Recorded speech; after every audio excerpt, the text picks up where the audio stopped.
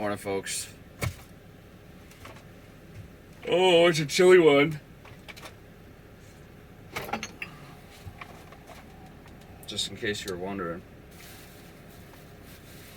15 degrees. Not bad.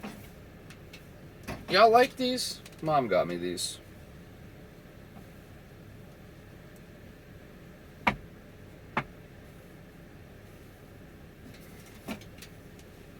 I gotta use them under the stove because I kind of farked up and I didn't do enough research on the countertop epoxy. That was like not like a stressful time. Oh God, I'm tired. Sorry, folks.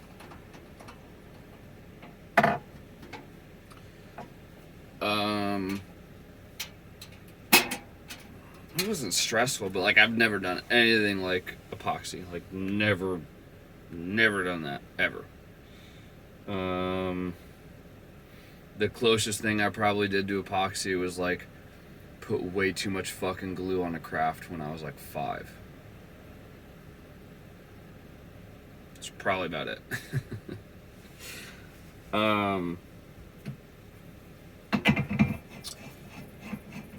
So for some reason I was hell-bent on getting a food safe epoxy. Don't really know why. I was like worried about food touching it, I guess, and it not being safe. But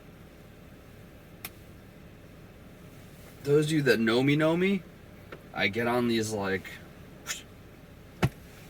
one-track minds, and I'm like, that's it. Like, that's the path.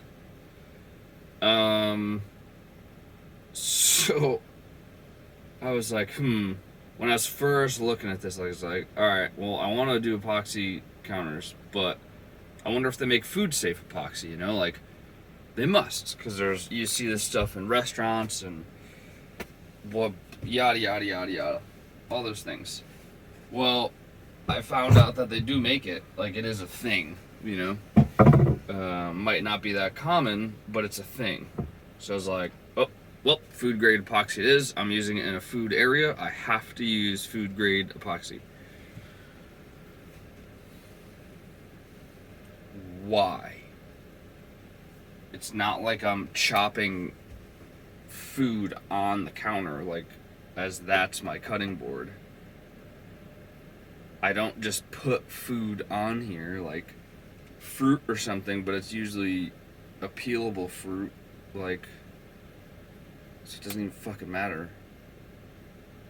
I don't, like, there was no reason for me to go with food grade epoxy.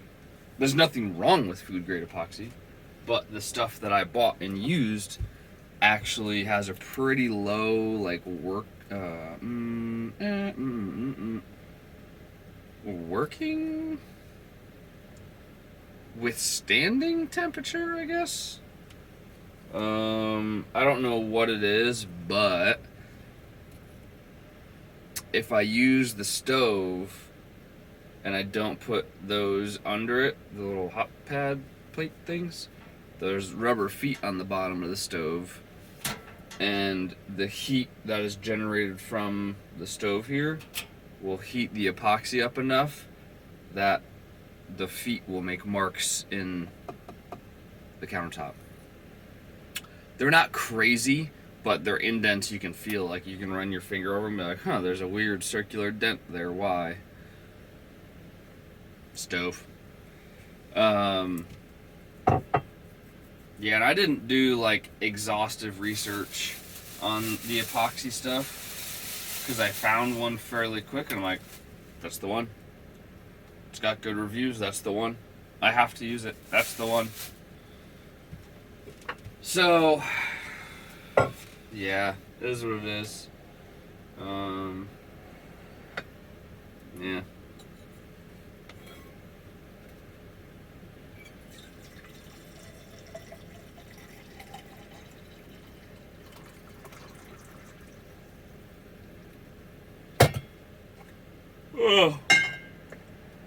Have I said I'm tired yet?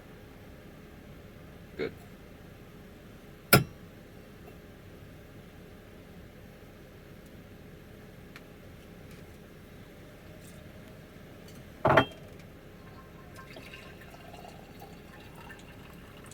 The tea did not wake me up this morning at all. 0%.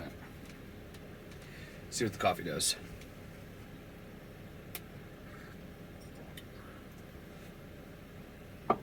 Nothing yet. Alright, we got breakfast to make, folks. Egg sandwich. I was so freaking productive on Saturday. Kind of. I cleared out my entire sink of all the dirty dishes. That was major. Like, that was a huge thing. There's only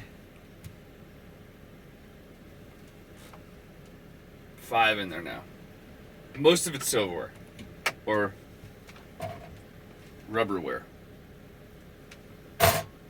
Mixture of the two. Dollar Tree. That is. Let's talk about the Dollar Tree. Dr. Melissa is huge on the Dollar Tree, even though Dr. Melissa lives in a McMansion.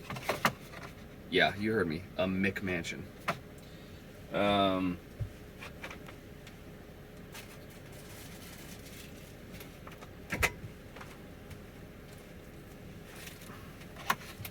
They are, but aren't the Dollar Tree anymore.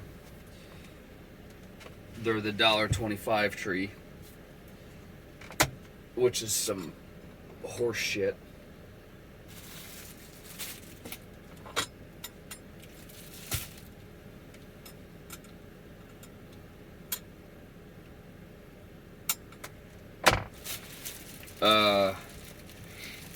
Yeah, I lost a spoon. I have no idea where it went. So that left me with only 1 spoon. I had 2. It was kind of nice. 2 spoons is plenty. Down to 1, and if I have it dirty, well, I don't have a spoon. So I went to the Dollar Tree to try to get me a nice cheapo spoon. And they didn't have any.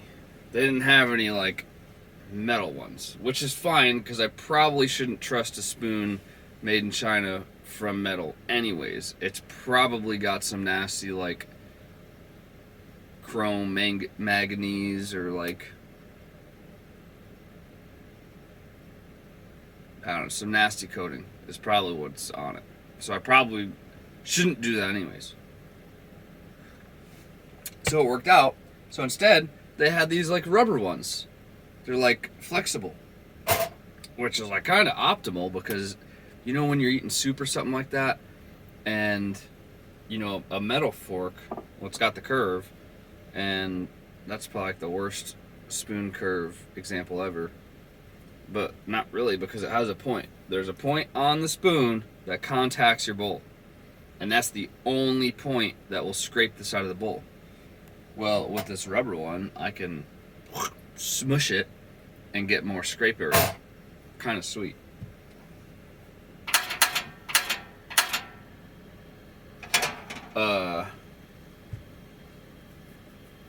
So instead of eating, like, bad metal coatings, I'm eating probably bad rubber and plastics. So, whatever. It is what it is. Give and take, I guess, I wonder which is worse. Wonder which is worse. I wonder why they upped their price, though. Like, how come? Is it because of supply chain issues, like everyone else in this fucking world right now?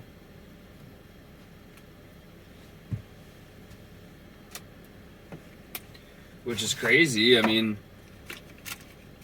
COVID's gone. Like, everybody knows. Even the CDC is like, yeah, no, it's fine. You're good. Like, duh. It's fine, guys. Good to go. Like, it should have been the whole fucking time. But anyways.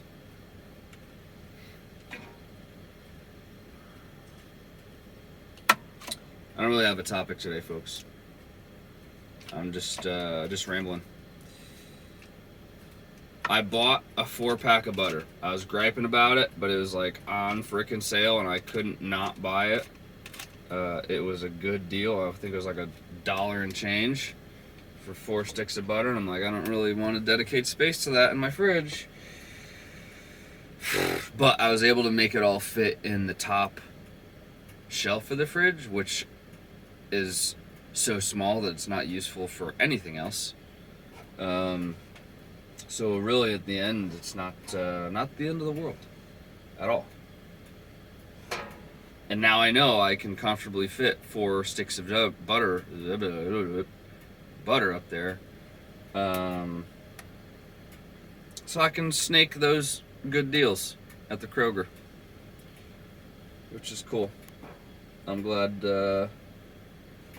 I went out on a limb and tried it out. Because, I mean, it wouldn't have been the end of the world. Like, I don't have to keep the butter in the fridge. Do you keep your butter in the refrigerator? What about your eggs? These are, like, controversial topics. Like, I feel like folks would be fighting over at the dinner table over this shit. Like, Thanksgiving or Christmas, like, you know, like Uncle Jimmy, like, is all about the refrigerated. Nah, Jimmy wouldn't be. Who would be all about refrigerating this shit? Aunt Sue. Ha! She'd probably be up in a tizzy about it.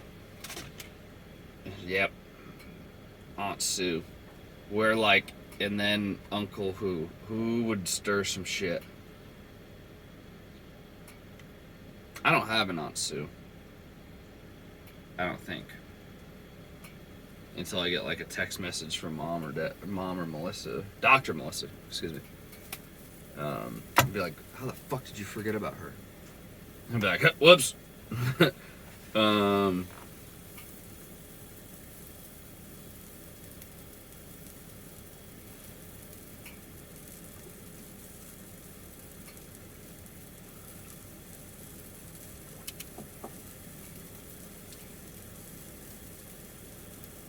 Jim, Uncle Jim, he'd probably cause some shit. Jims don't always cause shit, but I feel like they could sometimes. We'll go with that. You know, he's like, no, I haven't refrigerated butter in 15 years. And then Aunt Sue's like freaking out.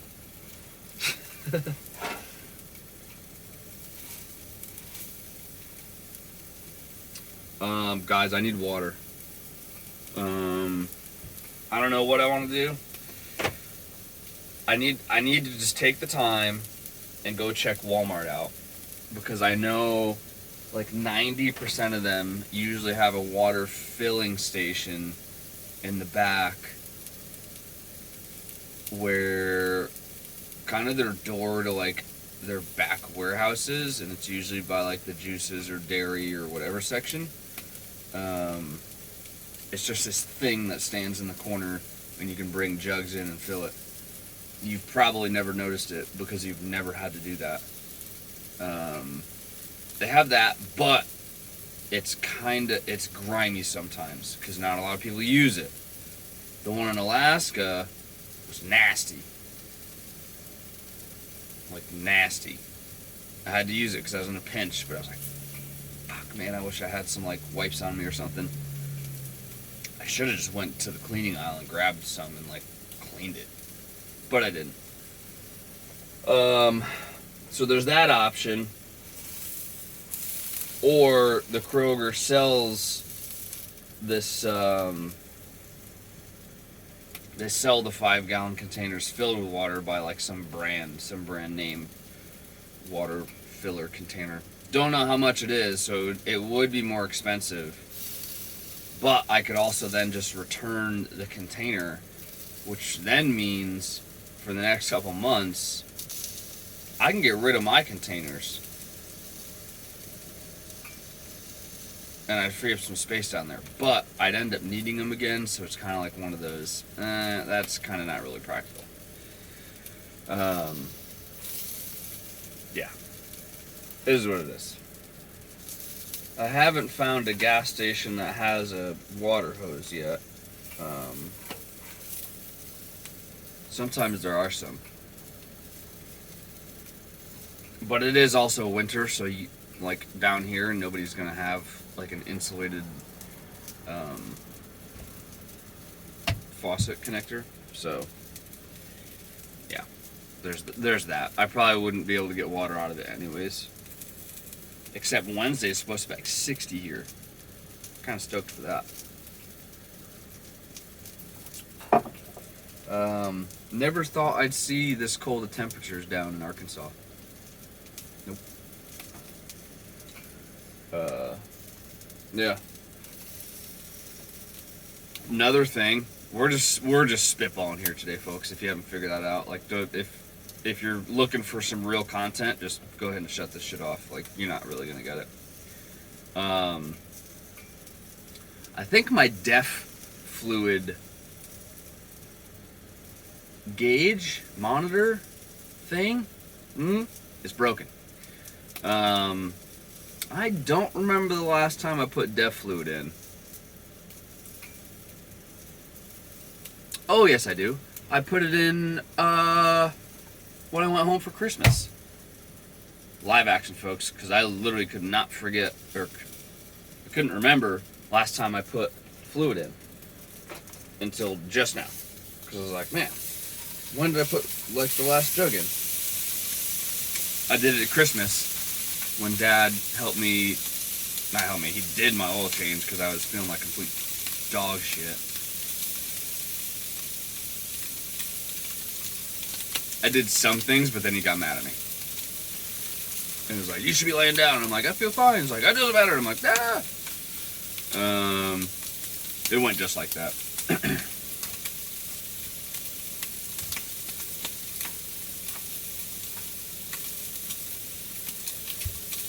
Alright. So it might not be broken, folks. 1,800 miles, because I reset my trip when I do an oil change. 1,800 miles, and it's saying I have above a half a tank. And it takes, I don't know how big my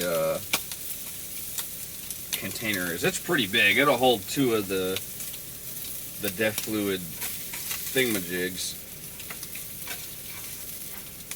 So there's that. So alright, so it's not broken. I'm glad. You know, folks, thanks for being here and letting me ramble, because I just helped myself not worry about that. Yeah. That's good. Although my train of thought with it was just like, alright, well, I'm just going to put some in and whatever. Because if it is broken, that would be shitty. Because these stupid new cars, if you run out of DEF fluid, it goes into like Limp mode, which is so fucking stupid. So stupid. It like essentially shuts down the engine, kind of, and makes it only go X miles an hour. I think it's something ridiculous. Like you reasonably cannot drive it. It's either 5 or 10 miles an hour. Like you can drive it, but like not like rationally. Like you'd have to be on like all the back roads and have your hazard lights on and be like, "Ooh, I'm like an Amish guy in my horse buggy carriage thing." Like, go around. Makes it like useless. And that would be crappy because where I'm at, I doubt anybody's got a scanner good enough to make it not be in that mode.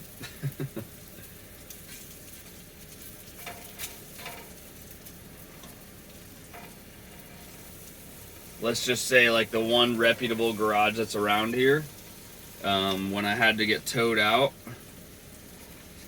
when I called him, he was like hooting and hollering, like I don't know where he was, if he was in his house or what, and it didn't seem very like professional, and he didn't sound like he was maybe into the new age stuff, which is fine. You need old mechanics, because guaranteed some of these new cats that literally just plug a scanner in and it tells them what to do, wouldn't be able to diagnose like an older style vehicle that doesn't have like an engine control module or something like that. They'd be like, I don't know, like where's the port to plug this thing in? So you need those for sure. But I guess I'm just saying, like, he ain't gonna be able to reset my shit is what I'm saying. Which would suck. Because then you gotta find somebody that can, and then you gotta get towed again, blah, blah, blah. Like, that would be bad. Well, not again. It would just have to get towed because guaranteed the only way to get there is on a highway, and you ain't driving 15, 10 miles an hour on a highway. Not safely. Unless you're on I-70, then that's like a usual. Yeah. Alright. Well, I think I'm going to quit jibber-jabbering. I forget the dang word that I use. I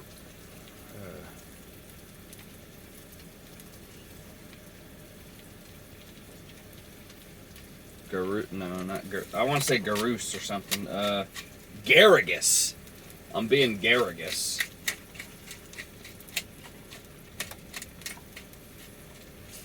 Which apparently is just like another word for like rambling and wordiness and not really making a whole lot of sense about anything.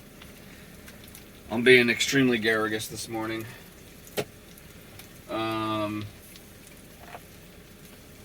Yeah. I don't know, folks. I just wasn't I was in the mood to chit chat, but I don't know about what. Oh well. Alright. That's it. You have a good day. Cheers. And help me out. What would I talk about tomorrow?